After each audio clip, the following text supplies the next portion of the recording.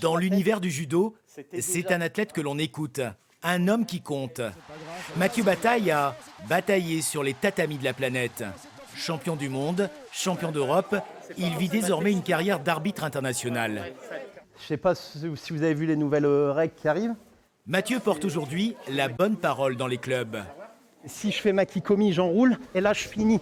Voilà, en prenant le pantalon, c'est autorisé. C'est devenu une tradition. Après les Jeux Olympiques, le judo retouche son règlement. On tire les leçons des Olympiades passées.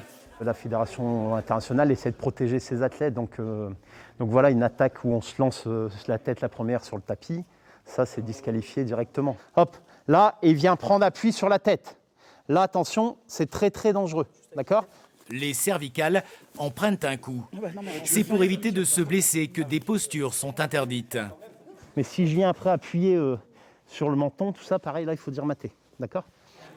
Outre la protection des judokas, la fédération pense aussi à l'avenir de ce sport, qui doit devenir plus simple pour entrer dans tous les écrans. Après, on a un règlement qui évolue aussi pour qu'il soit peut-être plus simple à comprendre. C'est sans doute une des raisons qui fait qu'aujourd'hui, on a réduit le nombre de valeurs pour que les règles soient un petit peu plus simples et pour que les gens puissent comprendre plus facilement le fonctionnement et les règles du judo. Yves a commencé la discipline dans les années 60.